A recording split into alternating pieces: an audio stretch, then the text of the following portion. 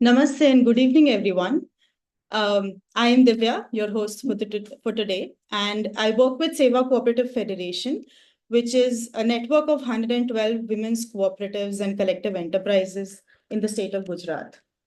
The Federation works nationally and internationally to incubate, promote, and strengthen women's cooperatives and collective enterprises.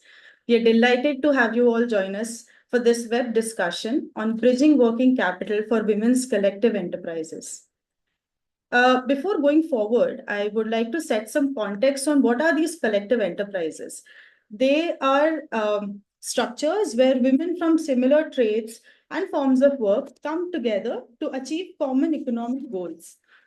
These structures not only help women in achieving economies of scale through aggregation of their produce and services, but also promote solidarity, collective voice, and identity, and help informal workers move towards formalization. In India, you can mostly find these registered as producer companies, cooperatives, non-profit companies, among other legal formats. These collective enterprises of women face unique challenges in accessing capital to scale and sustain their businesses in the long run. Given the increased focus of the government on the promotion and incubation of producer groups, producer enterprises, and women's cooperatives, finding solutions that cater to their long-term working capital needs becomes pertinent. Today in this webinar, we'll explore ways to bridge this financing gap and empower women's collective enterprises to thrive. Before we dive into the discussion, let me quickly walk you through the agenda for today. We'll start with a short film on the concept of bridge institutions. This will be followed by a presentation on the findings of study conducted by MicroSaveConsulting in partnership with SEWA Federation. The study highlights the needs of women's collective enterprises and explores the potential and features of bridge institutions. Finally, we'll open the floor to our panelists who will share their insights and experiences. The final 10 minutes are for the questions and answers from the participants. So let's begin with the film now.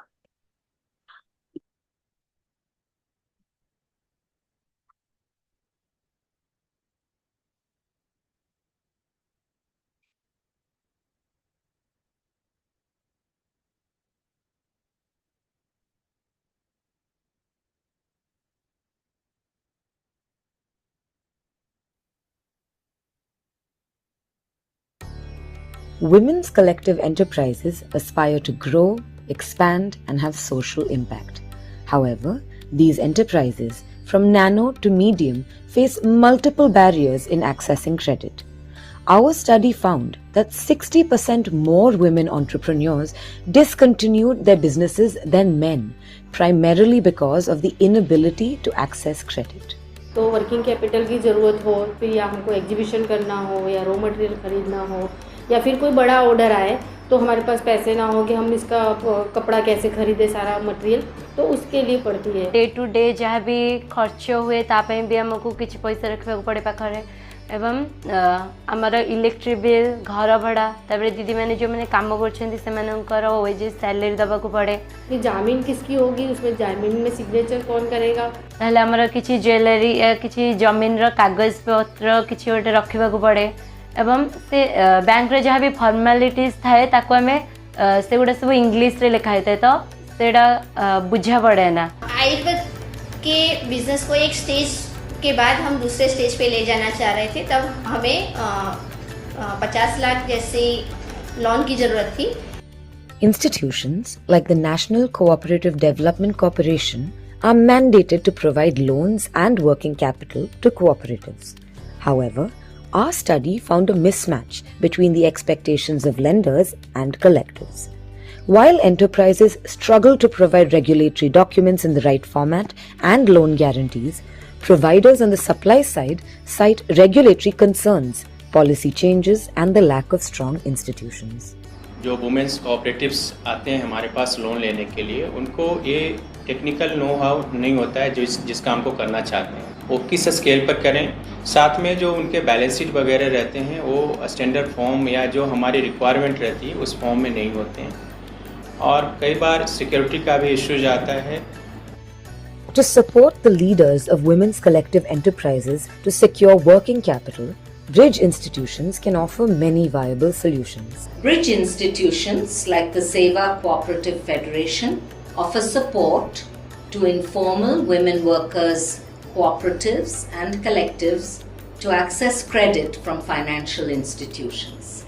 They enjoy the trust both of cooperatives and the financial institutions, thereby facilitating access to credit and other financial services. Bridge institutions like the SEWA Cooperative Federation also offer other kinds of support like capacity building, business planning and market linkages. Credit cooperative के अलग अलग subject पर अगर board members की trainings है, कुछ भी ऐसा हो तो वो लोग हमको मदद करते ही है। पर ये वर्किंग कैपिटल के लिए उन्होंने हमको एनसीडीसी का रेफरेंस दिया था, तो हमारे लिए वो अच्छा है कि वो एक रेफरेंस बिल्ड किया, तो उसकी वजह से एनसीडीसी वालों ने हमको फेडरेशन की ओर से देखा। तो अगर ऐसे फेडरेशन जैसी संस्थाएं हैं तो वो अच्छा है कि भी ऐसे खाली रिलेशनशिप बिल्ड करते हैं, तो फिर हमारे जैसी छोटी छोटी कोऑपरेटिव है तो उनको इजीली ये एक्सेस मिल जाता है। लोक स्वास्थ्य के आयुर्वेद मैन्युफैक्चरिंग का बिजनेस शुरू करने के लिए इनिशियल फेज पे हमें FWWB से हमने एक सॉफ्ट लोन लिया था, जो हमारे आयुर्वेद के बिजनेस को आगे बढ़ाने में काफ़ी हेल्पफुल रहा है। इंडस्ट्री एवं सेवा भली संस्था लोन आनिबा ठारू सुझिबा पर्यंत जदि आम सहित रहिबो 2-3 वर्ष मध्य तो आमको किछि शिखिबा को मिलेबो एवं आमको किछि सहाय्य मध्य हेबो। There must be somebody in between the nano cooperatives and NCDC.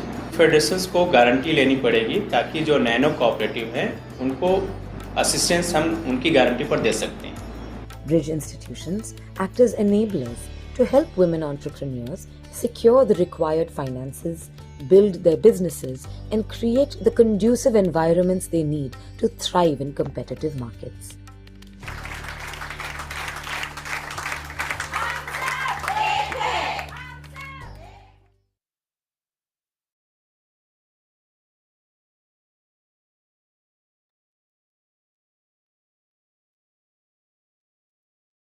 What a wonderful movie.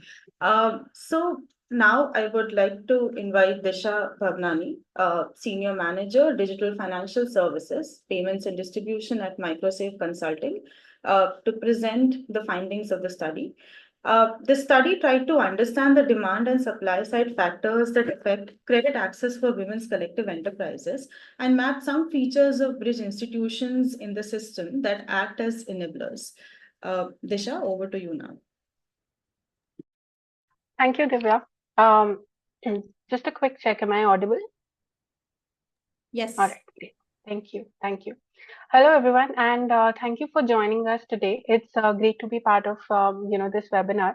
We've been really planning this webinar for quite some time, and kind of really great to see that it's finally we've been able to get a wonderful set of panelists as well as the moderator. So I really look forward to this very insightful discussion.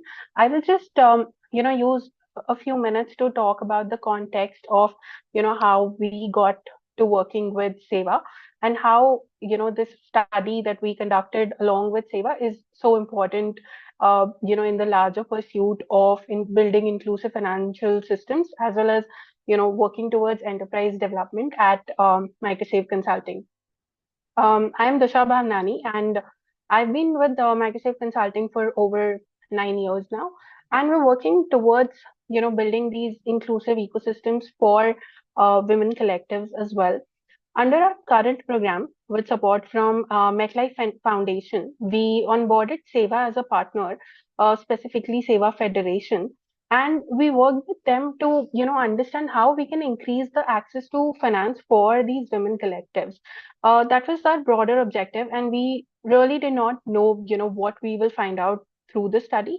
While we did understand that there will be certain challenges that we all know about, that there are certain specific challenges that women face, which are related to lack of collaterals or having informal businesses and not having registered businesses and not having enough access to formal finance. While these were some of the very prominent challenges we were expecting, but we were seeking certain solutions that could come out of this assessment.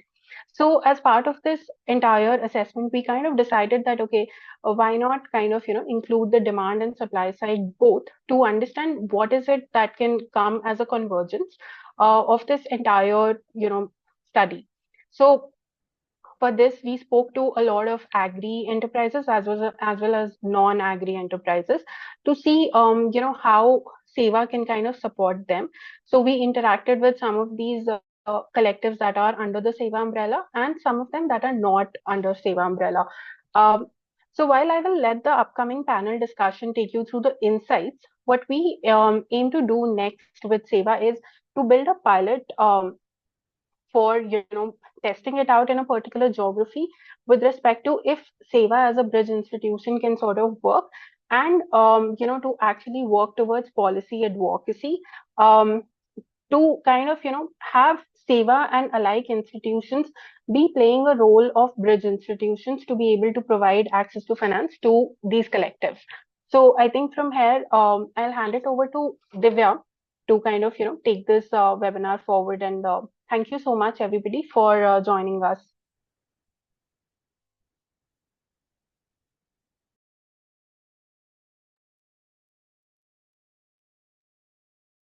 Thank you, Disha.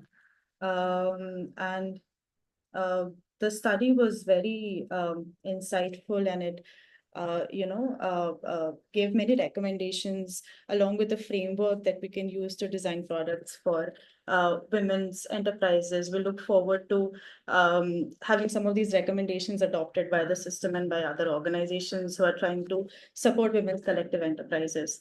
So now moving forward, we will dive straight into the panel discussion and hear from them. We have a diverse group of people with us here today, representatives from the government, non-profit organizations, and private sectors, all of whom are trying to build innovative solutions for the promotion and financial sustainability of women's collective enterprises. It is my pleasure to introduce our moderator for the panel, Mr. Ved Arya.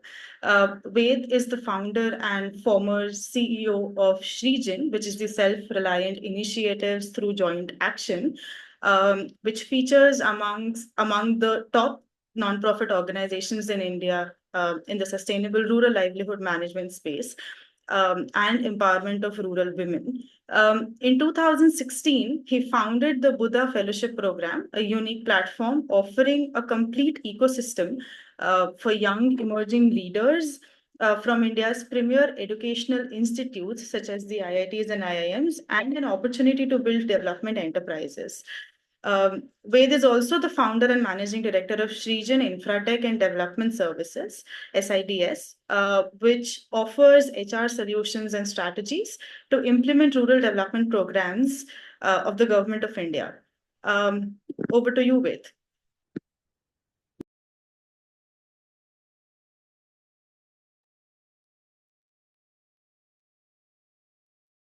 Divya, you want me to go ahead, right? Yeah. Yes. I want to thank Divya, of course, SEWA, Mirai, Ben. I want to also congratulate MicroSave for doing this, what should I say, a fantastic study, a timely study that is much needed in the cultural context of India. And of course, as we know, we will hear some of it we did in the movie, the demand side of the picture and the supply side of the picture as far as credit is concerned for women's entrepreneurs, women cooperatives, and so on and so forth. Even if today we may not have the opportunity to fully understand what women as entrepreneurs go through, not just what women go through in overcoming the constraints put by our society. They overcome. Increasingly, we are having a positive instances of women overcoming barriers and obstacles. And there's inspiration among young girls. You see toppers of women, whether it's the All India exam of CBSE or AISE and so on and so forth, and including the IAS. But they are trained even today in Yatra Naryastu Pujyante Ramante Tatra Devta. This often is quoted. But let me say, I am a father of a daughter. They are trained and socialized not to dream and aspire. They are trained to realize their dreams through someone else. That still seems to be the case in length and width of this country. In this context, we heard 60% of women dropped out because of lack of credit. And there are lots of issues that they have to mortgage jewelry. Now, a man would mortgage wife's jewelry to get credit for himself.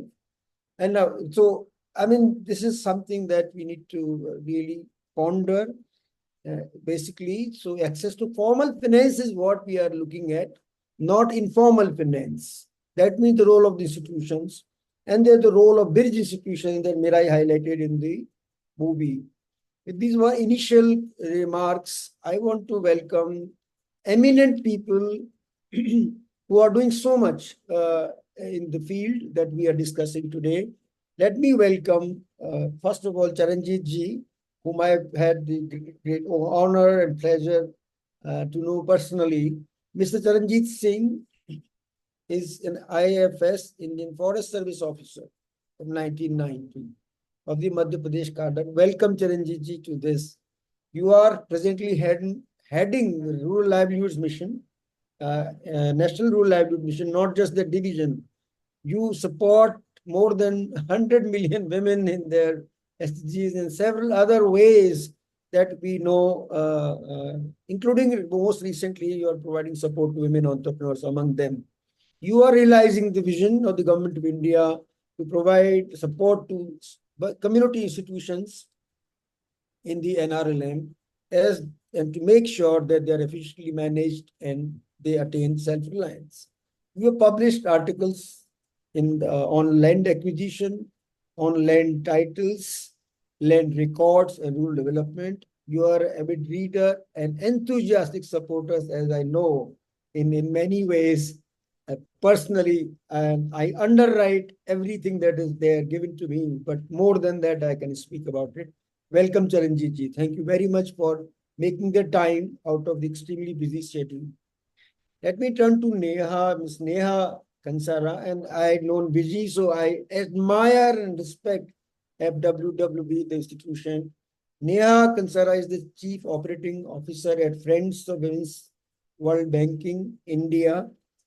FWWB has given loans to my entrepreneurs as well, Buddha entrepreneurs. So personally also, you are a distinguished NGO with a 42-year record and history to dedicate yourself for promoting economic empowerment and financial inclusion among low-income women across India. Also various forms of institutions, the SHGs, the federations, the FPOs, and I have known your work, and I'm very happy to have known your work. In your role, Neha, you leverage your extensive and deep expertise to design and implement large-scale development programs for women and focusing on financial inclusion, much needed, as we heard, and therefore enhancing their livelihoods and entrepreneurship.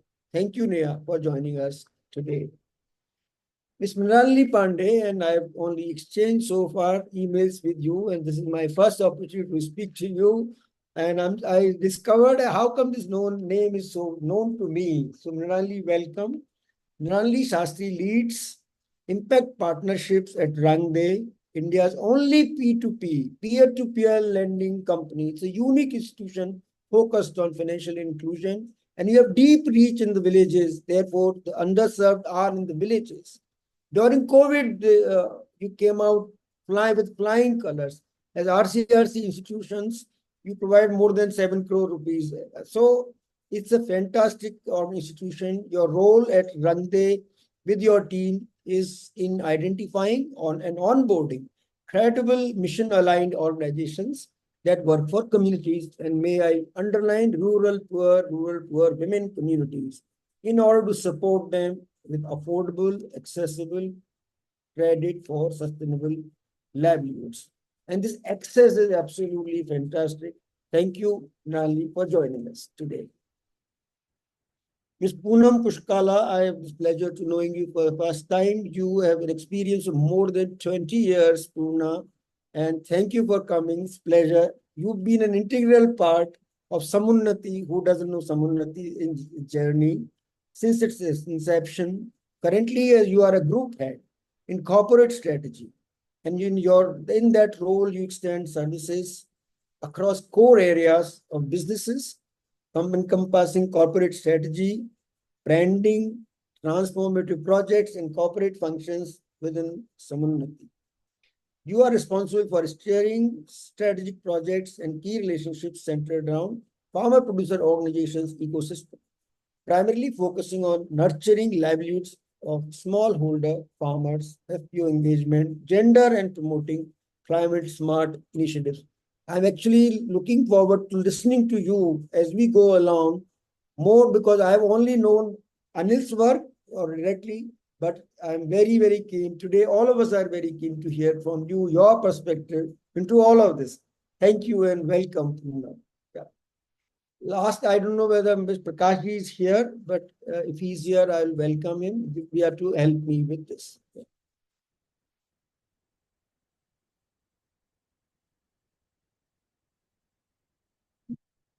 If otherwise, we will open this for discussion, and we will request comments. Divya, we need your support here.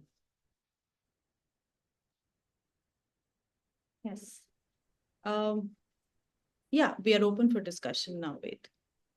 So one way to do this is to request every one of you, eminent experts, to offer comments for 3 to 5 minutes on the subject. We will start, if you may, with Charanjit first. Okay, thank you, Vijay. So I think this topic is very relevant. That's why I made it a point to participate here. So I will raise certain comments of my own, but I would like to listen to also, because this I feel this topic is very relevant and we need to put our heads together to solve this issue. So as you all know that ANRLM is a very big program of the self-help groups. We have more than 10 crore women mobilized into 91 lakh self-help groups.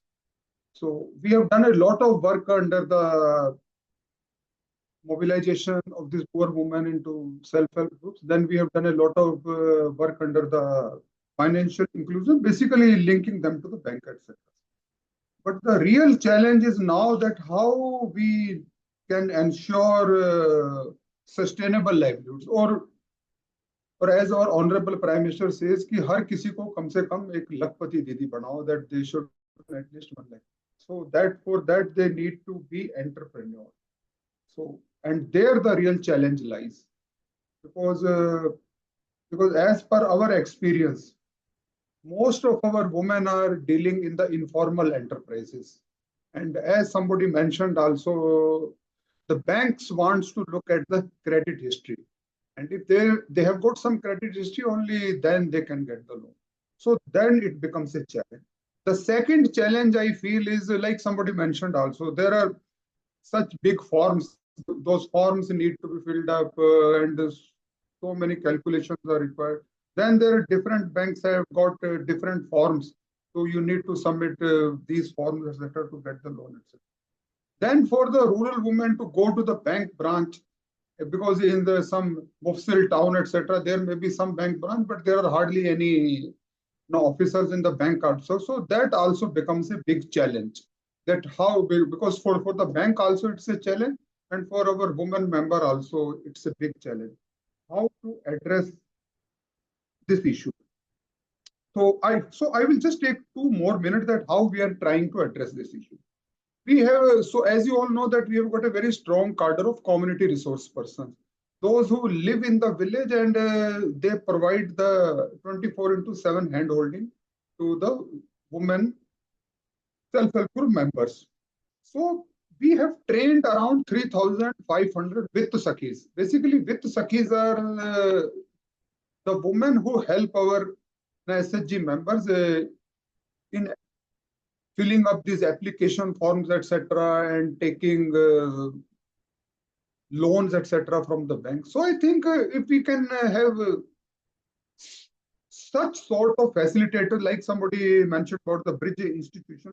So bridge institution is one part, but actual person at the field level who can help our these women members in tackling this whole maze of the loan application, etc. I think, and they have done a good amount of work also. So I think these sort of with Sakhis can provide a lot of help. And how we can leverage their full strength, I think that is a challenge for us. So I will just stop here and I will listen to the rest of them. Thank you. Ranjit, this is a level where women need help. They are at hand. And when you go to the bank, so CRP's potential in the form of with Sakhis is enormous. And this solves the problem that was highlighted about language as well. Can I request Neha to come in and tell us the challenges that you are solving for and what solutions, whatever scale, it doesn't matter. What are the uniqueness of the solutions that you are offering? Neha, thank you. Thank you very much, Vedji. In fact, I would like to start by welcoming and also thanking SEWA Federation as well as MSc for picking up this wonderful study and also organizing this webinar today. If I talk about Friends of Women's World Banking, by design, the organization works with low-income household women, and we try to help them or support them in their journey of empowerment and financial inclusion. So with that aim, there are different thematics on which we work, but particularly in today's context, if I talk about the work that we do in the livelihood and entrepreneurship space by working with nano and micro entrepreneurs or enterprises, we work with individual enterprises also, as well as we work with collectives across India. In terms of our work or in terms of our identity, we define ourselves as a capacity building institution and a catalytic lender, or broadly you can call us as a bridge institution with a focus on creating an overall enabling system for the women that we work with. Particularly if we talk about the collective, the women's collective, the approach for us as an organization is to provide complete support to them, starting from nurturing, training them, supporting them with linkage support, may it be on market linkage, may it be on financial linkage, may it be on government linkage.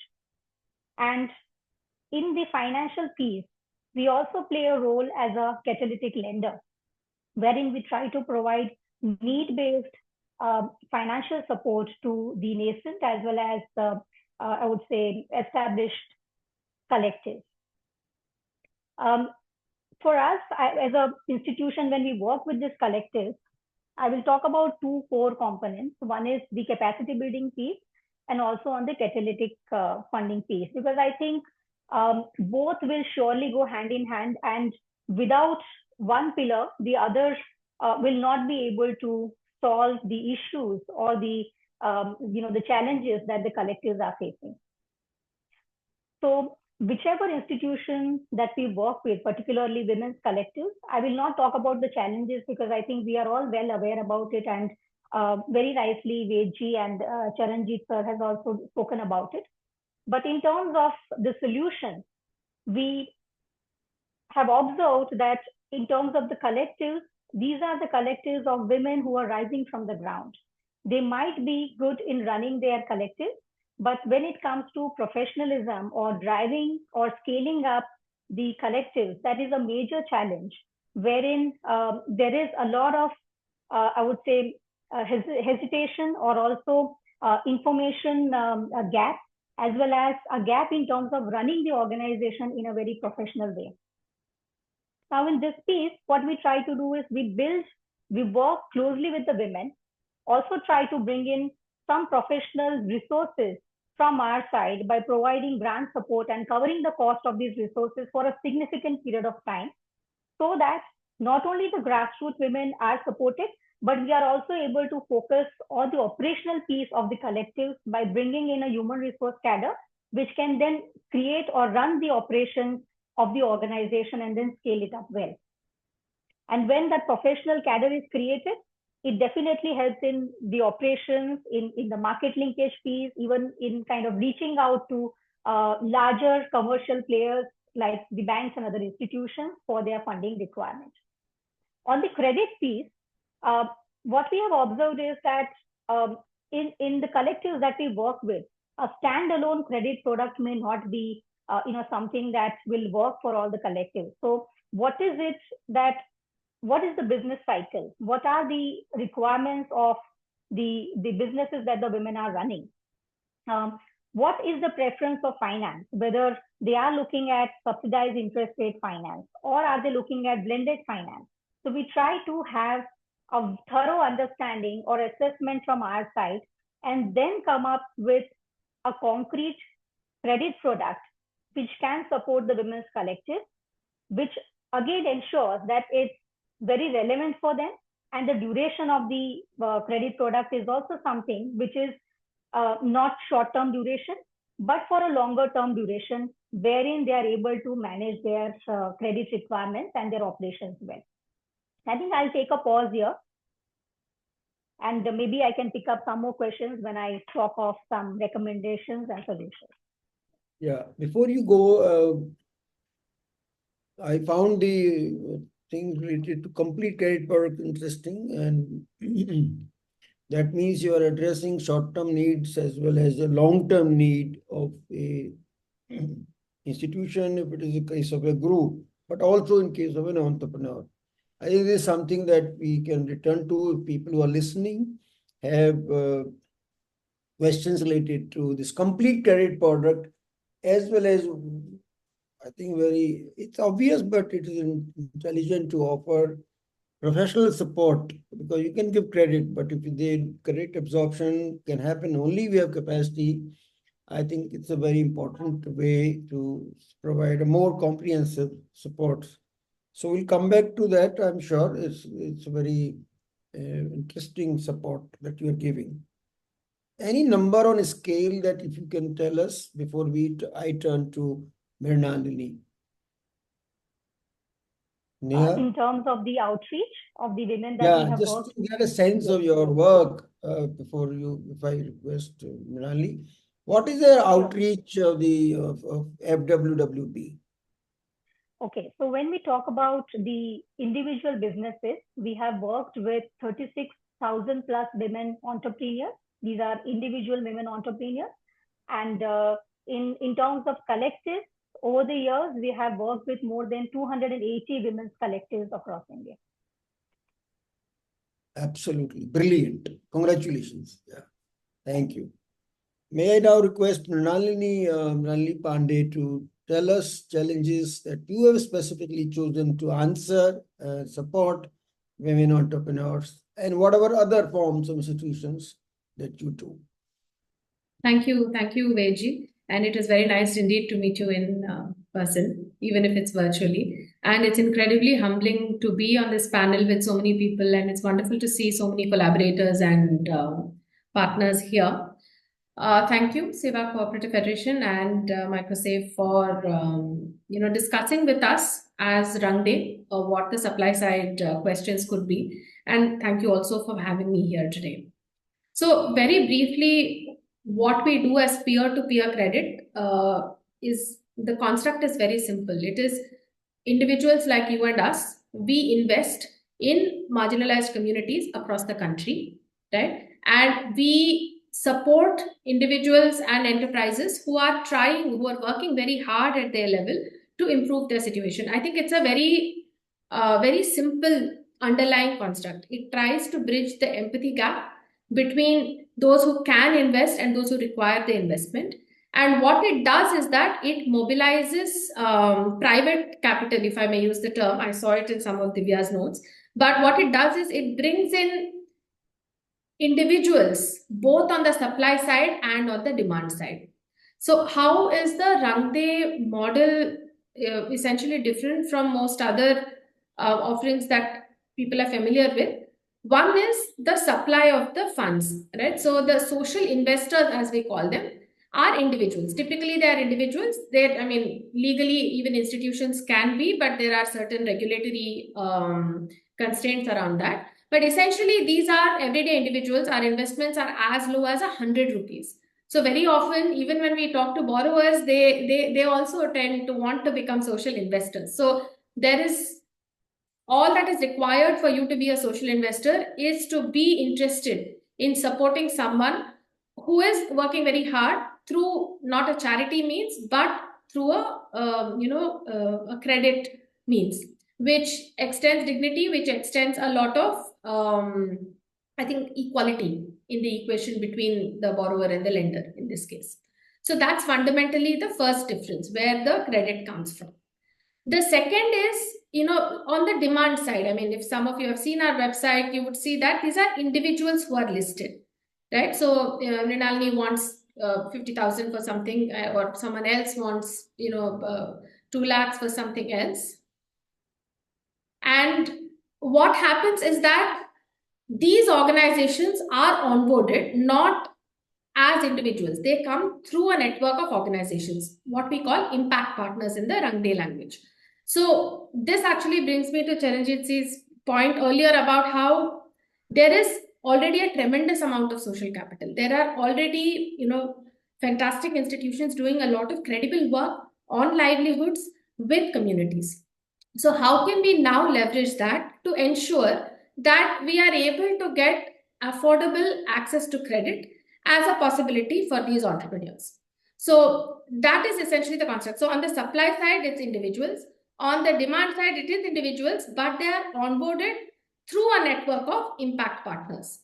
So I can go into detail later if there are questions, because the way that we look at who the borrower is, the format that we use for due diligence, the way that we approach risk is a little, and underwrite it is a little different from usual. So we use a lot of social capital as a means of understanding and underwriting risk at for the underserved.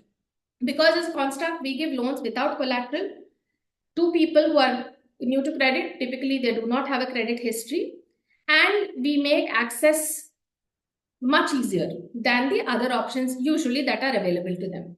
So that is the model. Probably I will respond to questions on the model or on other things later. But I just wanted to point out one thing, that all of these issues exist. The fact that access is difficult, the fact that credit history may or may not exist, very often doesn't exist, especially post-COVID. It has actually become a big negative for a lot of the borrowers. And the fact that collateral is an issue. The other side is that there are entrepreneurs, like some of the women who've been interviewed in the study, who are saying, I really want to run my business. How can I make sure that I could get capital so that I can continue to focus on my business and not spend so much time trying to find the money for the business? So you can look at this either as an opportunity to charge higher rates of interest. But what we think is that there is already a vulnerability in the system. How can we support that through innovation at the bottom of the pyramid? I mean, I can go into details as we go on, but essentially that's the construct that we use to unlock a lot of private capital for businesses and collectives, such as described in the study. Yeah. Thank you, Mrinalini. And to use market language, acquisition of the customer, often people use the term. You are acquiring, that's not the right term here, and you would probably not agree with this acquisition of customer kind of market language. Nonetheless, what you explained is very interesting, how you reach and select borrowers, and they're very small borrowers. See, We have to understand those who are listening are asking also. If somebody needs 50,000 rupees, you're able to reach them. That's the beauty. You're reaching through impact partners. You're able to find out who are these credible impact partners, and using their credibility, you are able to reach them without an offering, without collateral, and often without credit history. But I know CIBIL score still matters in Rangde loan also.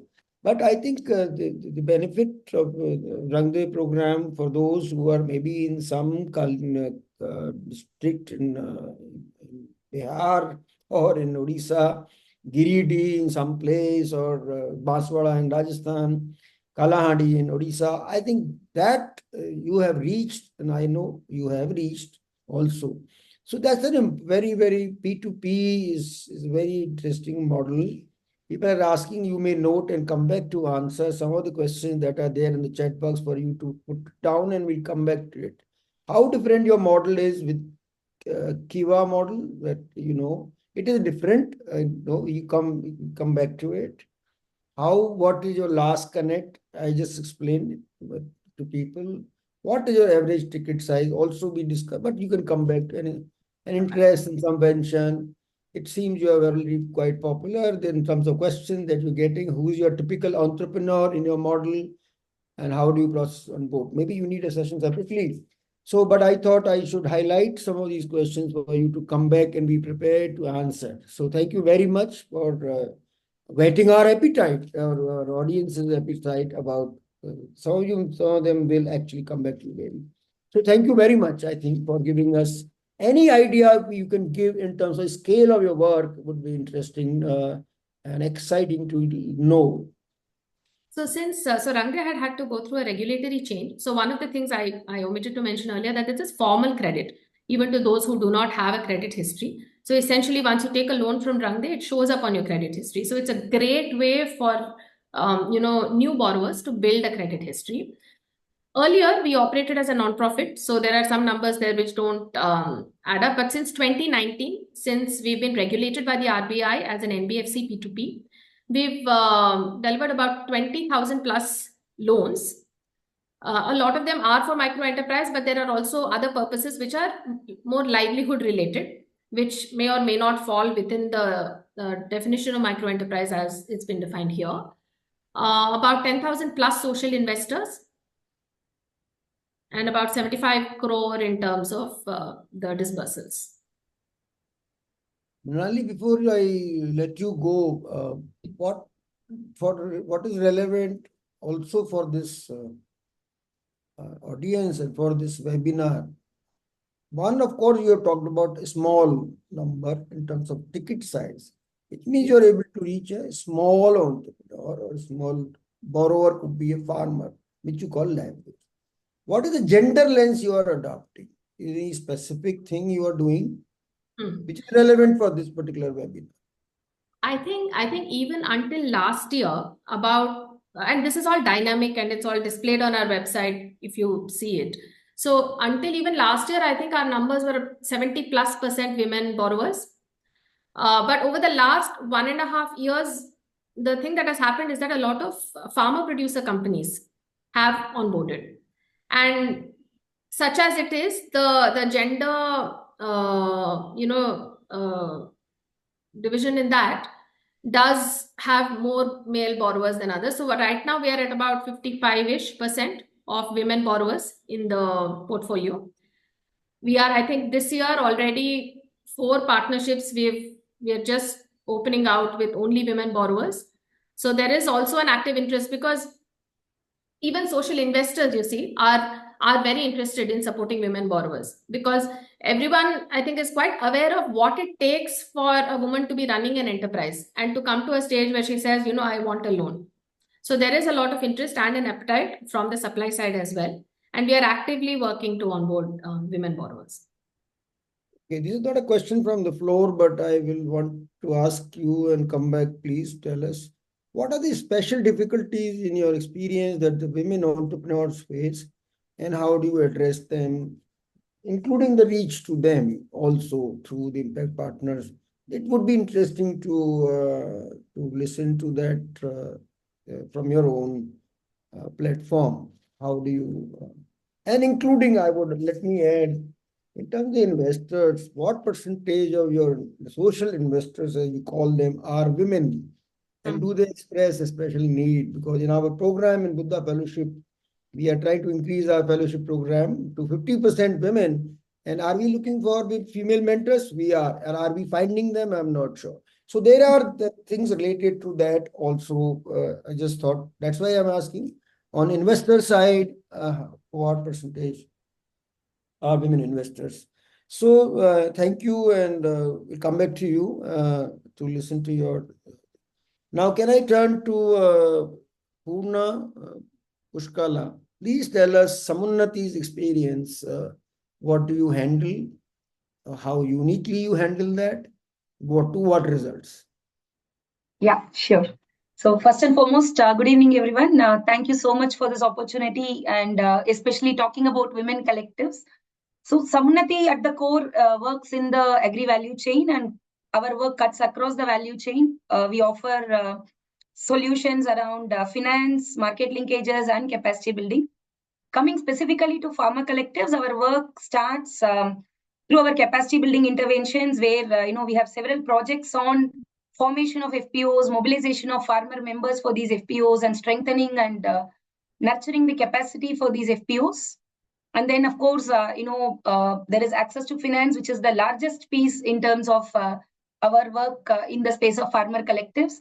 And, we can also take pride in saying that we are the largest lender in this farmer collective space, where, we have come up with several innovative solutions that typically prevents FPO from accessing credit, mostly because of their vintage or the way the solutions are that demands documentation and all of that. Samunnati's approach is a value chain based approach, where we take the value chain route and enable working capital gaps, so that the finance is made available to these collectives at the right time. And at a very larger level, our work also extends into providing access to markets, not just input and output, but also enabling them to access markets through opening up opportunities for them. And a lot of work happens through technology solutions that we have in terms of strengthening the member engagement, so that the collectives can build trust and value amongst their member base. Our work with the farmer collectives also cuts across, helping them establish infrastructure, helping them establish value addition activities. From the perspective of our work specific to women farmer collectives, there are three major parts of the work that I can call out. Through Samunnati Foundation, we are engaged in promotion of women farmer collectives exclusively by strengthening the grassroots level women in terms of them developing their entrepreneur skills, so that the FPOs can be formed. Once the FPOs are formed, helping them mobilize farmer members so that they can reach the scale. Also enabling them to set up a revenue generating activity, typically mostly input shops or primary processing activity, so that the FPO starts generating turnover right in their first year, and then be there with them in the journey throughout. And one very significant observation that we have is, when they are equipped with the right access across information, finance, and markets, they have proven to be the catalyst, and they have sustained the transformation within their village. And we borrow heavily from the FIG structures that exist, which again goes back to the SHG model that is very prevalent. And everybody knows that women have been the backbone behind the success of SHG model. So we just rely on that foundation and help them become entrepreneurs, so they can scale into a formal collective. So any specific instances that you would like to get into the details of? It would be interesting to hear difficulties the women FPOs, where the FPO membership is primarily women, and because of the relevance of this particular event, and how you supported them. You explained that you do the formation and the capacity building kind of work through the foundation. But when it comes to the hardcore finance, how do you make those decisions? So there are two elements, to this challenge. One, there has been a significant cultural barrier that these women have experienced, which is not now, right? There has been a larger societal norm around how they view access to finance. And considering that, though more than 80% of the women are involved in agricultural activities, they are not empowered, with land holding or any of the other decision making. Though they do all the work when it comes to decision making around their farm activities, largely it's the men that have held the key. So understanding that, one of the major work around capacity building is giving them that business sense, helping them understand how to navigate finance and what makes business sense, helping them draw up with their business plans. And our solutions for nascent FPOs is a primary funding of 5 lakhs, which we call it as instant pre-approved loan, where we look for very, very specific, simpler stuff. There is no heavy documentation. The entire loan end to end gets processed in about 5 to 7 days time. If they are formally registered and have their registration documents in order. So I think that is the key to our unlocking the access to finance bit for these women FPOs.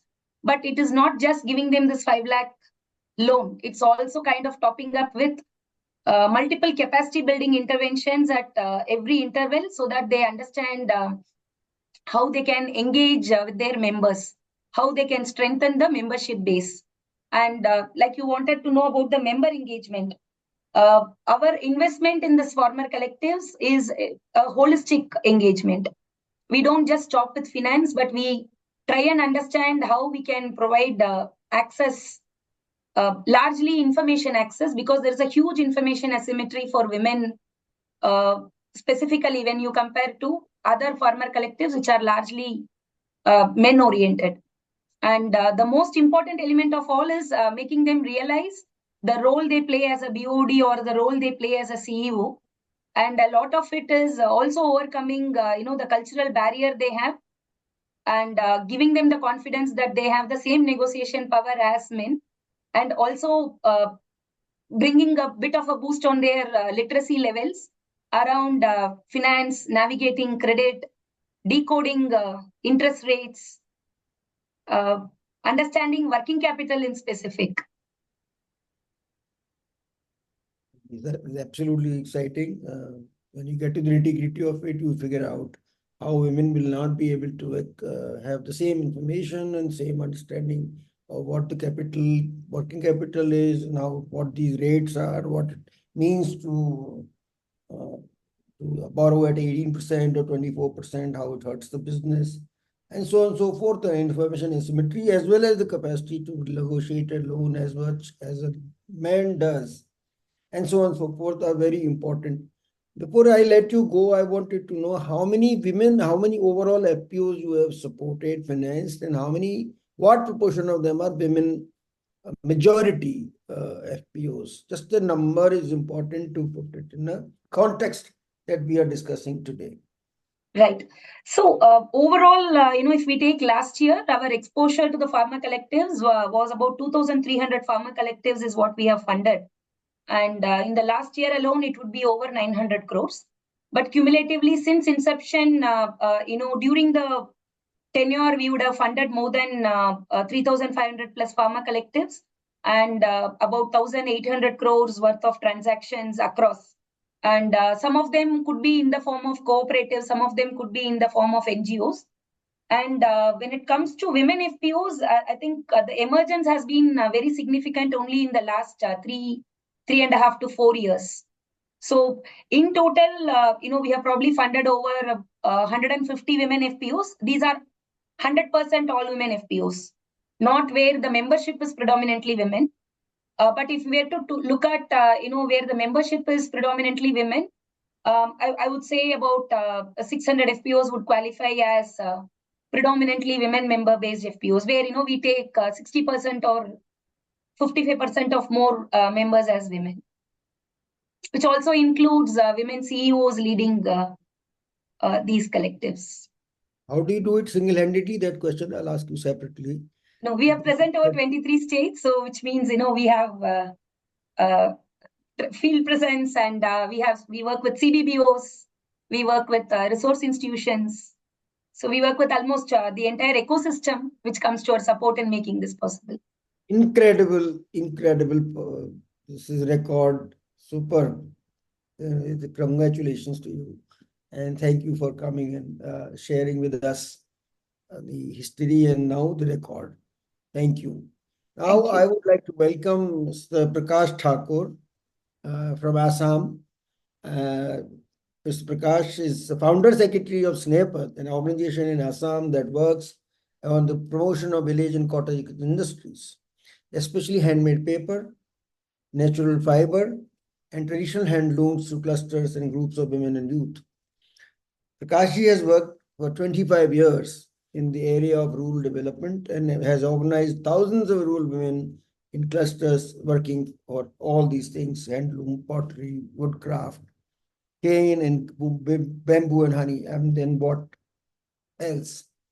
Prakash, can I request you to talk about your work and how you overcome those challenges and organize women around several of these very important sectors or subsectors that are important to women from the angle of employment, from the angle of income, and from finally women's agency. Mr. Prakash Thakur.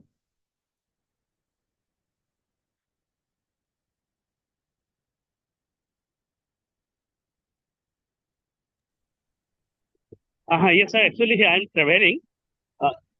Hello? Are you listening, sir? You can hear. Yes. Actually, I am traveling in train. तो सेवा को बहुत धन्यवाद कि हमको ये मौका दिया ताकि हमारा क्लस्टर जो है बैकाजन आर्टिस्टिक वीविंग क्लस्टर, इसके बारे में थोड़ा बताने के लिए। तो हमारा organisation society for north east handmade paper development, ये KVIC का बनाया हुआ एक ऑर्गेनाइजेशन था।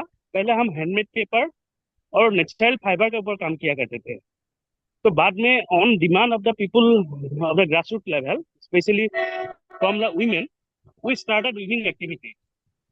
तो पहले वीविंग एक्टिविटी हम स्कैटर्ड वे में किया करते थे, जैसे ट्रेनिंग वगैरह 1 महीना 1.5 महीना का ट्रेनिंग देते थे, रॉ मटेरियल सपोर्ट थोड़ा बहुत देते थे। लेकिन बाद में हमको पता चला कि ऐसे स्कैटर्ड वे में करने से रिजल्ट नहीं आता है। तो we plan for developing one cluster.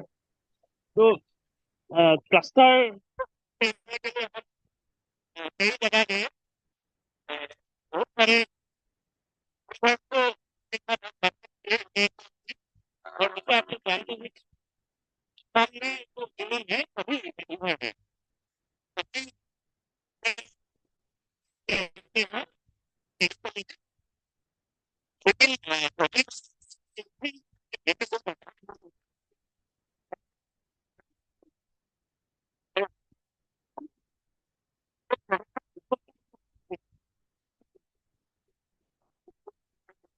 Prakash ji, आपकी आवाज हम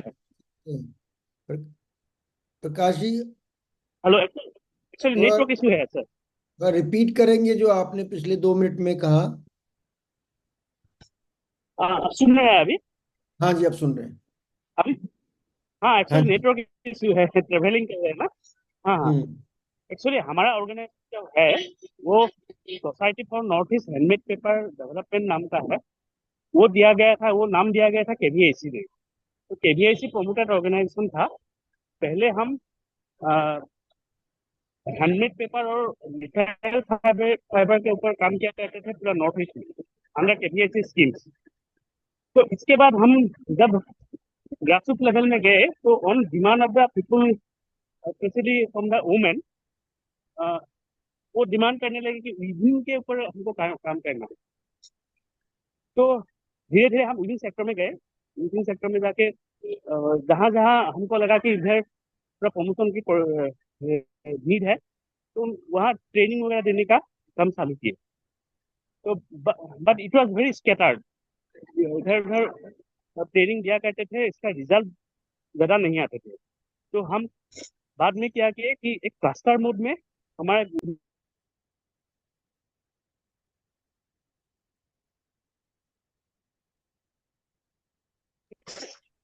तो जब हम क्लस्टर चूज करने के लिए गए तो कई जगह गए, बहुत सारे विभाग के साथ हम इंटरेक्शन किए। तो हमको लगा कि नागालैंड असम के जो बॉर्डर एरिया है, वहाँ का जो विभाग है वो बहुत अच्छा विभाग है और बहुत अच्छा काम करते हैं, और विभिन्न के ऊपर ही उन लोगों का गुजारा होता है। तो उस क्लस्टर को हमने लिया। पहले 40 वुमेन को हमने सिलेक्ट किया ट्रेनिंग के लिए। CSIR निस्ट से हम सपोर्ट मांगे, तो CSIR निस्ट ने हमको 3 महीने का ट्रेनिंग दिया, और 3 महीने का ट्रेनिंग देने के बाद जो उन लोगों का उत्साह दिखा, वो बहुत हमको एनकरेज किया, क्योंकि वो ट्रेनिंग था जैकार्ड लूम के ऊपर। पहले हमारे वीवर्स ट्रेडिशनल लूम में काम किया करते थे, अभी जैकार्ड लूम में काम करके उन लोगों का प्रोडक्शन ज़्यादा होगा ऐसा उन लोगों का एहसास हुआ, और डिजाइन डेवलपमेंट का बहुत अच्छा स्कोप है, वो भी उन लोगों ने देखा। फिर ट्रेनिंग के बाद वो जैकार्ड लूम लेने के लिए हम सेल्फ हेल्प ग्रुप, कंसर्न जो सेल्फ हेल्प ग्रुप्स है, उन लोगों के को हम बुलाए, एक मीटिंग किए, और सेल्फ हेल्प ग्रुप को बताया कि जो विभाग उस सेल्फ हेल्प ग्रुप से यहाँ ट्रेनिंग लिए है, उनको एक लोन देना है, लोन लेके एक जैकार्ड लूम खरीदना है, और जैकार्ड लूम में प्रोडक्शन चालू करना है। तो हम पहले से ही एक ज्ञान बैंक था जो DRDA के जमाने में खुला गया था, वो अभी भी चालू है। DRDA बंद हो गया है, लेकिन अभी भी वो चालू हो गया है, चालू अभी भी वो कंटिन्यू है।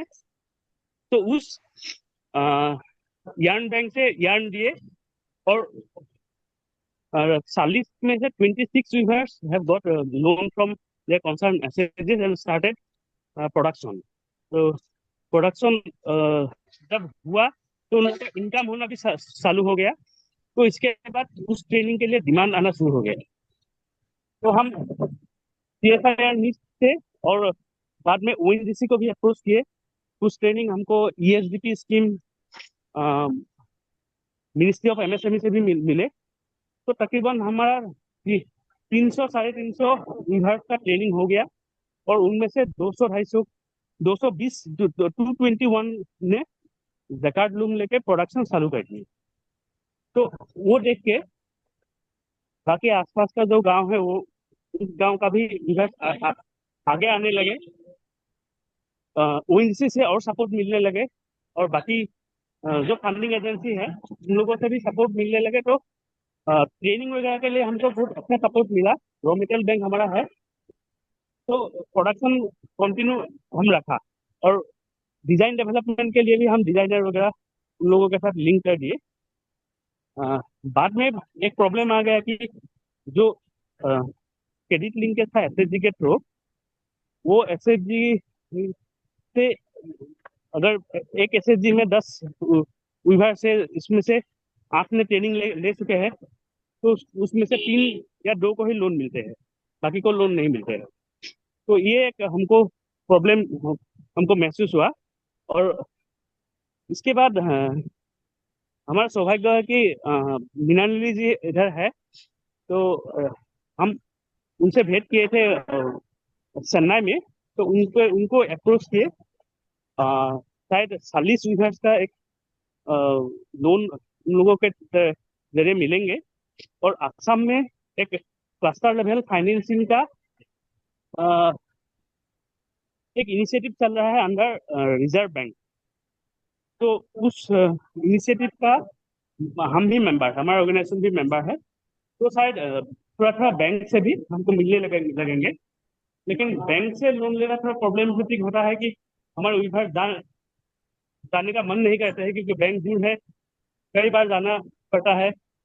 अगर बैंक के साथ जोड़े फिरते तो प्रोडक्शन का प्रॉब्लम हो जाता है। तो अभी हम सोच रहे हैं कि जितना हो सके राउंड से हमको अगर सपोर्ट मिले और क्लस्टर लेवल फाइनेंसिंग के थ्रू भी हमको अगर फाइनेंसिंग मिले तो अगले 3 साल में हमारा 1000 मीटर का क्रेडिट लिंकेज और अपना यूनिट एस्टैब्लिशमेंट का हमारा टारगेट है। तो शायद मिनिस्ट्री ऑफ MSME का स्कूल की जो प्रोग्राम है वो भी शायद हमको मिलेगा, वो एकदम लास्ट लेवल में है, फाइनल स्टेज पे है।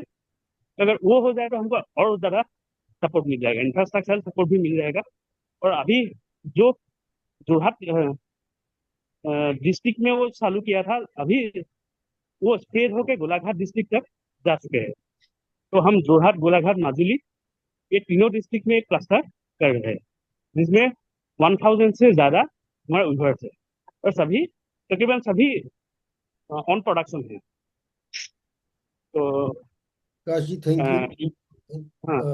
बहुत ही बढ़िया आपका ये एक्सपीरियंस जो हमको रियलिटी बताता है वो ग्राउंड से हमको मिला। So thank you very much. And now I will turn to all the participants as well as discussants and panelists. But very quickly, let me open the floor. Some of the questions I want to just reiterate are related to last mile connect. That means how do we reach the women entrepreneurs? How do we reach the FPOs who are in the length and breadth of the country, such as the one that Prakash ji is talking about? What is the ticket size? What kind of loan sizes are we talking about? What kind of rates, I'm sure, is also the question here. And what is the process of onboarding, getting to them, and finally, what is the, you can call it a process of selection. And then finally, I'm sure also somebody will ask, how do you repay these loans and how the cycle completes? And I'm sure people want to also ask about the capacity building support, not just the loans and not just the credit support. So I would generalize the questions, not necessarily, well, many questions are related to, are coming from the WWB as well as for Rangde and also for Samunnati. Whoever wants to start to respond, can I request in any order? But suppose we start with Mrinalini to answer some of the questions. You have 2 or 3 minutes before we go to the next one and the next one. Yeah. Sure. Thanks, Veji. I think just to answer your earlier question on how many of our social investors are women, it's about 25%, which if you track general investment gender split, it's probably higher than the number of women who are investing in the markets. This is my assumption, but the Rangde numbers are about 25% roughly. To answer, let me just go back to how and who are these impact partners that we work with. And as you rightly said, the only reason that Rangde is creating any kind of impact is because we work with incredible organizations that are actually creating impact at an individual level, to entrepreneurs, to individuals through livelihoods, through multiple other ways in which they support them. And as I said earlier, at Rangde, we first onboard impact partners. Now, we are agnostic to whether you are a for-profit, a non-profit, or a government. It doesn't matter. As long as there are 3 things that you do.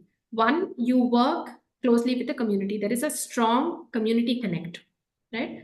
2, you are working with the community on an income increase program, whether it is through micro enterprise, whether it is through livelihood, whether it is through skilling sometimes. But essentially what the impact partners are already working with the community on is working with them to grow their incomes from X to X plus. And the third thing is there a relevance for credit here? And this is where I'd like to pause to say that we are not a finance company. I mean, we are not in the business of trying to, set up an organization that is going to lend money.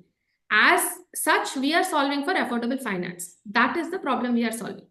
And today, the way that we believe that we can solve it best is through the peer-to-peer lending model. Tomorrow, if things change and the how has to change, we are absolutely fine. We are solving for the why. We are solving for how do we make affordable credit possible. So the third point of, is our credit relevant here? Is it going to create an impact? Is extremely critical for us. So these are the 2 or 3 things that we look at when we onboard partners. Beyond, of course, the due diligence is, we take it very seriously at the partner level, and it takes both impact level due diligence. Are they creating an impact? The organization level, what kind of people run it? Are they truly representing the community? I mean, you just heard Prakash ji speak, right? So we work with Snehpad, and we've just onboarded them as a partner, and you can see why, because they are continuously representing the community. They're thinking about how to help them set up their businesses, how to help them grow. So that's the second part of thing that we look for. The third is, of course, financial due diligence will happen, because we want to look at sustainability of the organization, because loans extend typically between 6 months to 3 years, and you want the intervention to be implemented at least, for that long, or at least we have to find ways in which we understand how the organization will continue to engage with the community. I'll pause there on who the impact partners are. I think there was one question on what kind of enterprise do you support. So the thing is that we don't have a credit product at all. There is no credit product that we take to a community. It is all co-created with our impact partners. So if you are a skilling organization working on skilling women to place them in, entry-level jobs, then the conversation is different from if you are an, organization that is supporting women's cooperatives to maybe get better market linkage. So the purpose for which we lend, the communities that we lend to, whether they're individual, whether they're collective, as long as it is within the regulatory, limits, we are very open on co-creating that with our impact partners. And the last point I'll say, and I'll stop, is that the due diligence really happens at the impact partner level. What we do at the individual borrower level is almost like a basic KYC, right? So, and of course, once you get in that basic information, yeah, we do pull the credit score. But there have been times when, a lot of women took loans during COVID, took gold loans. Even today, gold loans is the largest segment of women's borrowing across the country. And very often borrowers have this mindset that because my gold is there, even if I don't repay it, it's all right. But what happens is that your credit score gets affected. So that has happened with, some of our communities, and we have gone back to our impact partners to say, look, the credit score is low, or, how do we deal with this? And if the impact partners believe that, there were circumstances which led to that credit score, and that going forward, things are going to be different because of the framework that we have evaluated, the intervention that they are doing. So we have even overridden bad credit scores in some cases, not just worked with people who don't have credit score. So at the borrower level, it's essentially once the impact partner is onboarded, it's a very trust-based relationship. If you believe that your work with these people is going to increase their income, once the basic things are in place, we are with you on that. I'll stop there. Thank you, Nali. One quick question to Neha before I turn to Charanjit ji. How different is your credit strategy for collectives like cooperatives and FPCs? You have spoken about it. Maybe you want to highlight some of the features of the credit strategy. You can also give one example to make it clearer. Yeah. Sure. So in terms of our strategy, or I would say the approach, I would like to highlight 5 key things here. One, which I already spoke about, that the approach for us would remain as a combination of both. One is the capacity building, along with the catalytic credit piece, and that is I would say the bridge institution piece, or the core activity that we try to offer to the collective. That is the first thing. In terms of the credit, I would like to highlight that there is no standard credit product for us at FWWB. We have an internal credit assessment tool which helps us to analyze and assess each collective through a lens of different parameters. There could be the business that these institutions are picking up, what kind of business cycles or financing cycles or the requirements that they could have.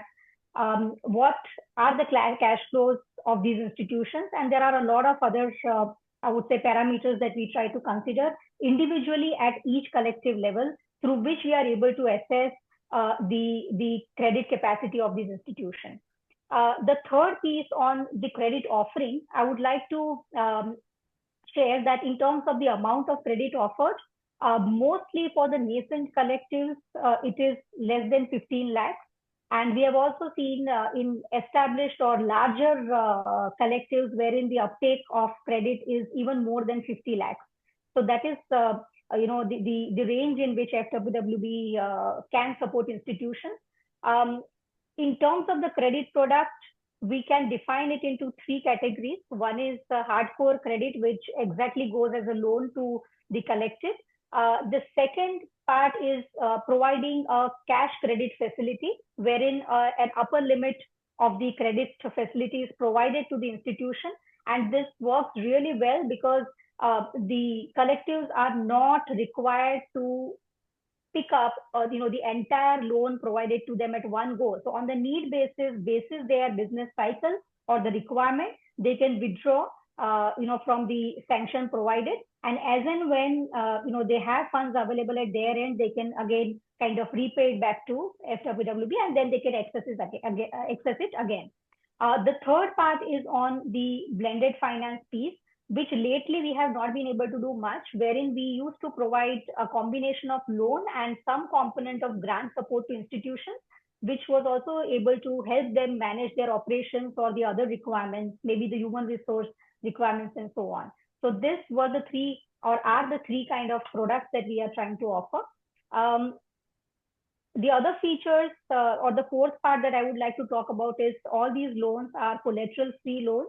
And, needless to say, as I already spoke about it, that every single piece made with the interest rate or the tenor of the program, the loan is very well designed. This is the internal assessment picked up from the tool available at our end.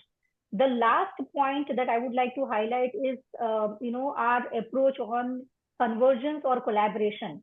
So the demand is huge, maybe on the capacity building side or on the credit side.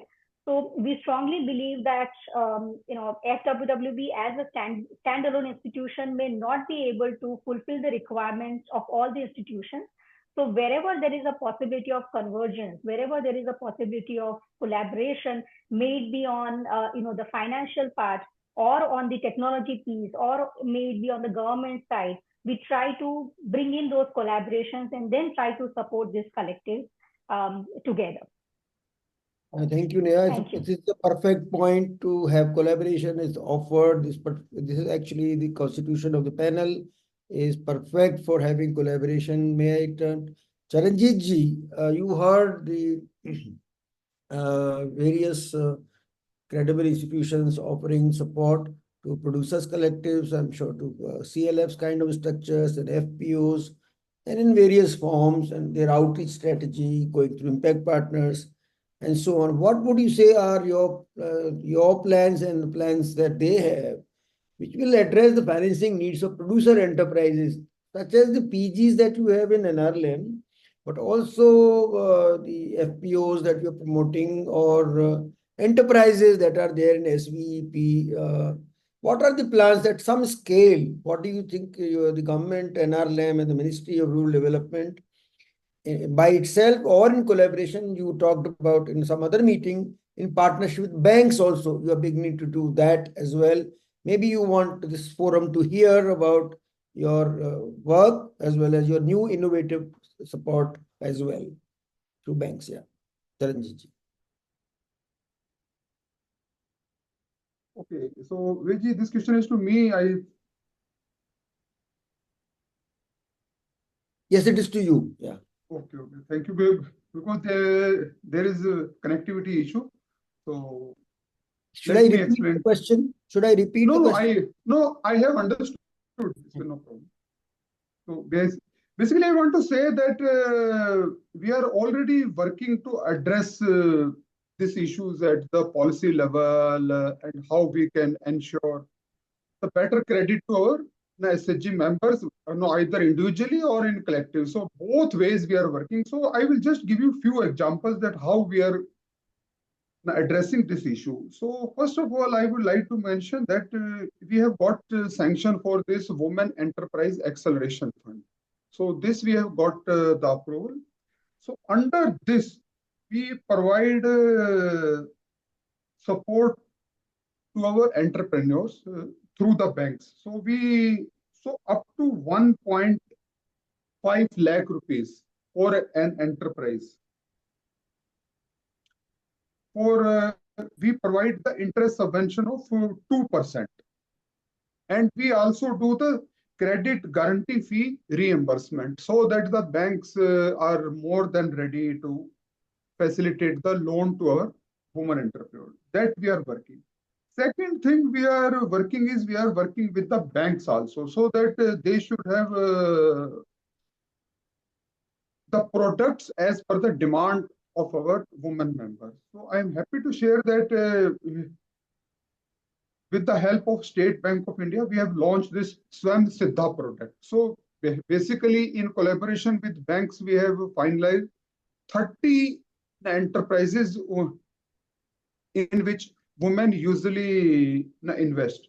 So, and we have formalized a standard template also for that, so that women don't need to go into details preparing DPR, etc.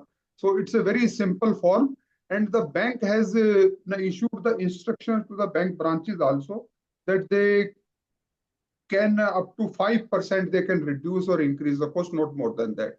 So as per this model, they need to sanction. So this has facilitated a large amount of loans also to our members. And based on the interest shown by the SBI, rest of the banks are also helping us, like Bank of India, Union Bank, Canara Bank, Punjab National Bank, Indian Bank. And in fact, several regional rural banks have also come on board. They are also very excited to help our entrepreneurs in this direction. So this step we have also taken, I think, and this will lead to a large number of credit facility to our members. Why I am saying this? That the banks are so excited that the last year we facilitated around 2 lakh enterprises.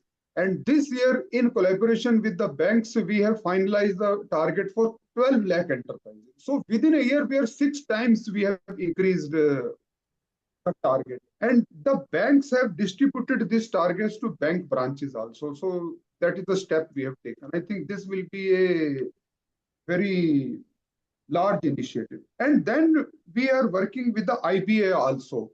We have finalized a uniform application form, so that every bank doesn't have a different sort of application. And now we are going to get it approved also. And this will be an online application form.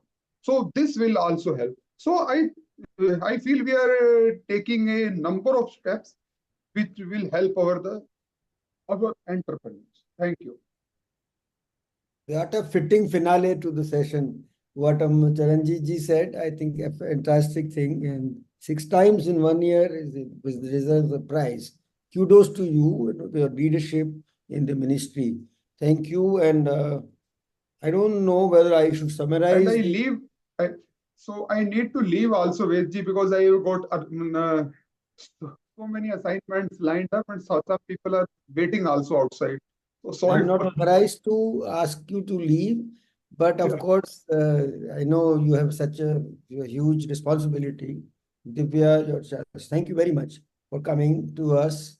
And I think there are lots of takeaways, Charanjit ji, we can follow through that Divya will do, and I'm sure every one of us who are in the, not only in the discussants, the panelists, but also there are a lot of other queries about Mudra loan and blah, blah, lots of things. You have provoked in the positive sense other queries we can talk about. We will take that further. I'm sure then SEWA will write to you to take this further. Thank you very much. Yeah. Thank you. Thank you. Thank you. Thank you very much. Yeah. I think over to you. I just want to underline 1 or 2 things here. I think this is positive news about the services or the support being offered has outreach which is tremendous, whether it's happening through impact partners or it's happening through whatever means FWWB is doing, Samunati is doing, The reach anyway is very much obvious to the audience here. Of course, the reach we need not talk about of the government NRLM, but that is a base anyway. Also, people are reaching. So that out strategy and the due diligence burden not being borne by the final borrower is a very novel and important thing. That is one thing. Second, it also highlights that role of bridge institution in the sense of the and other enabling organizations that you are working with and we are able to reach out. Prakash ji's example was brought in here. That is second thing I thought would be interesting to look at. Third, the loans are collateral free. Because one thing that you struggle, women entrepreneurs will particularly struggle, land titles are not in their names, and they may not have the credit history. This idea and working and success of this collateral free loan is a very good idea. Fourth, no less important is that credit is not being given just as a hardcore finance, but also with capacity building, nurturing, support, in terms of human resources, and help with business plans. That combination, anyway, even if it is obvious, this being done is remarkable and it's being offered. So I would just say these 3-4 things that came to my mind. There would be many other things people would have noticed. And some questions we are not able to answer, but I think we were able to do justice. Back to Divya. Thank you very much for the opportunity that you gave me. So thank you. Thank you so much, Ved, and everyone who's a part of the panel today. I know that we are almost up with the time, but I would request everyone to just stay on for a little while, for 5 to 10 minutes, because due to some technical issues, we could not do the findings, the presentation of the findings at the start of the event, but would like to launch the report and talk about, Disha will come and talk about the findings briefly. So please stay on. Thank you. Thank you, Divya. So in the interest of time, I'll quickly, go through the findings. So despite, all of these efforts that we've heard during the webinar that are being put towards, bridging the gaps for women collectives, despite that, we see that, nearly 70% of WMSMEs, which are women micro enterprises, they are either unserved or underserved.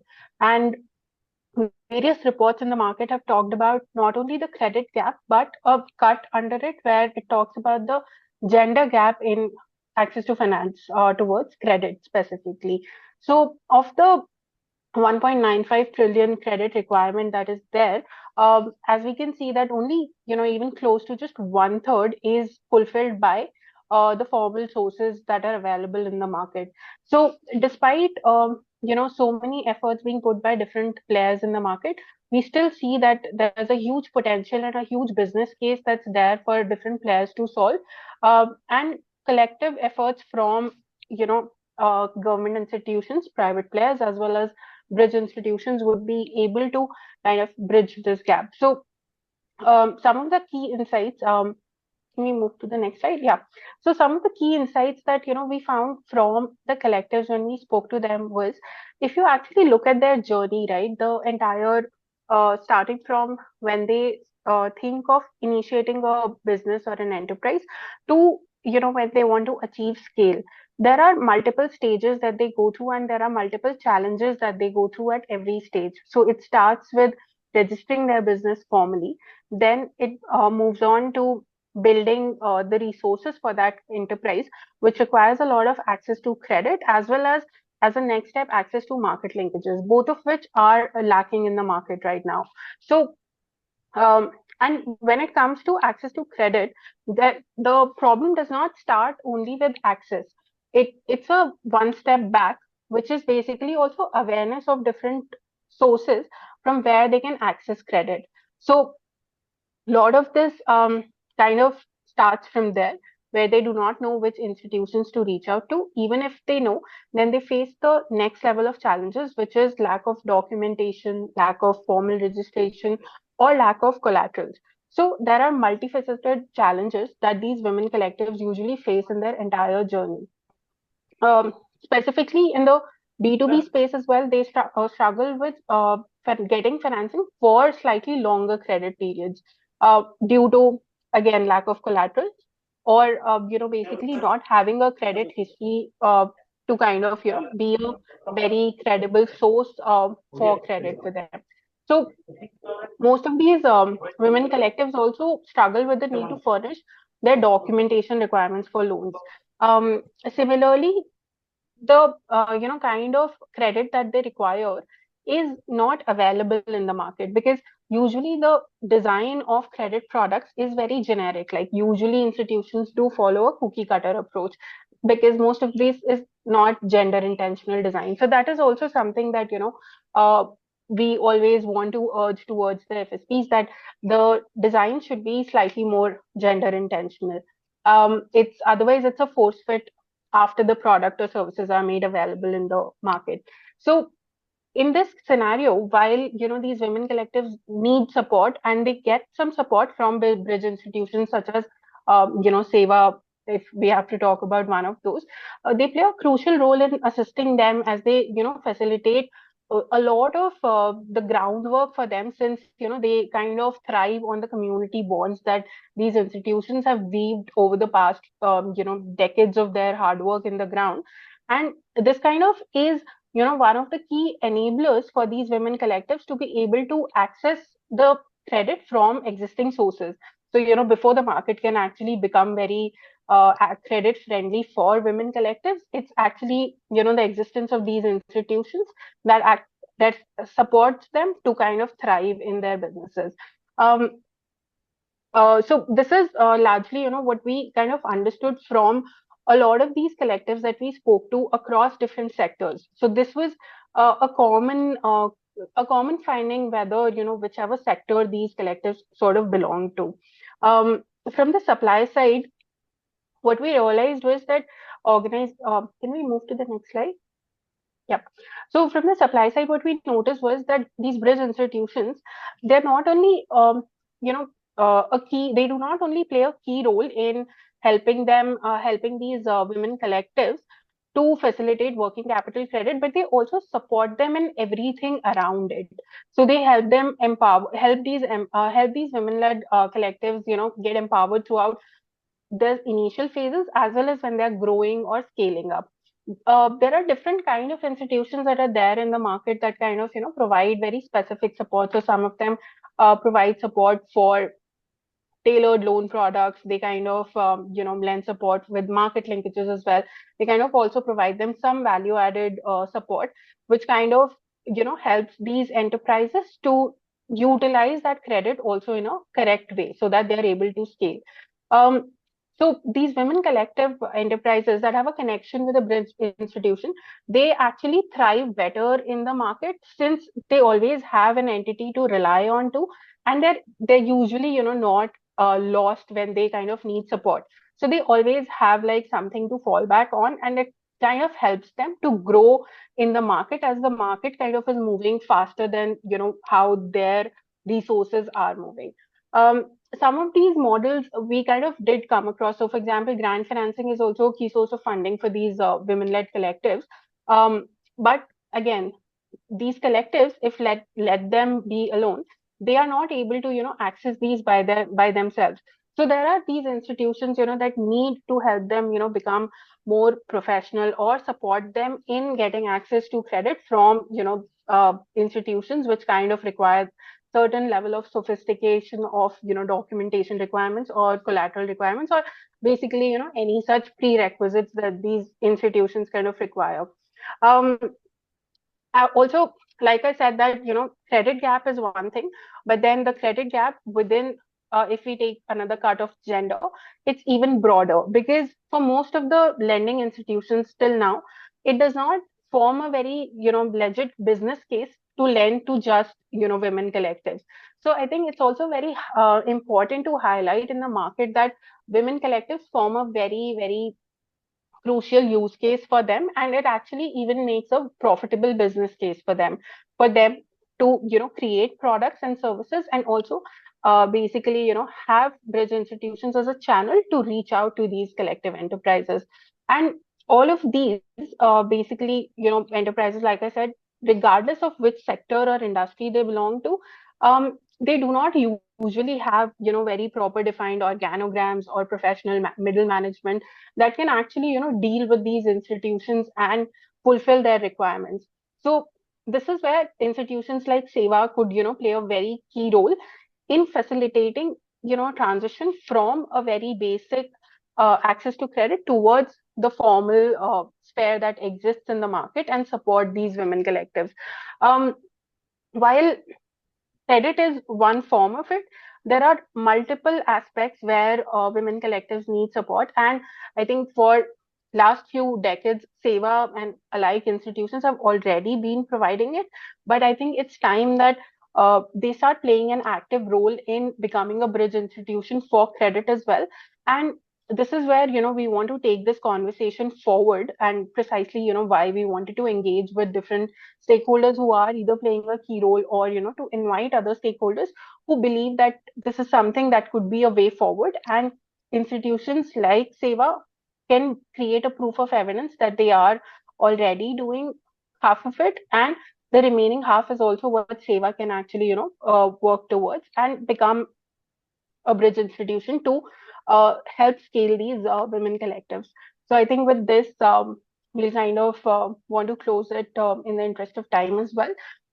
Thank you everyone who's been a part of this webinar. Divya, I think over to you for the closing remarks. Thank you, Disha.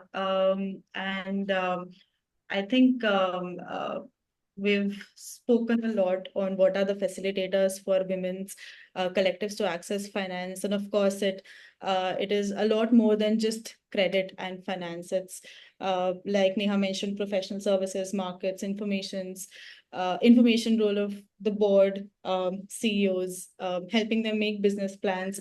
And all of this is essential to ensure that women are able to access credit and their businesses actually flourish. So congratulations to all the bridge institutions present here today with us. And this was a very, very insightful and interesting discussion. So I would like to thank Ved and all our panelists here today with us. Also, many thanks to the whole MicroSave team for the study and for organizing this with us. Thank you to all the participants. We hope that it has inspired organizations, entrepreneurs, networks, and the government in investing in more innovative financing solutions that can support women's collective enterprises on the ground.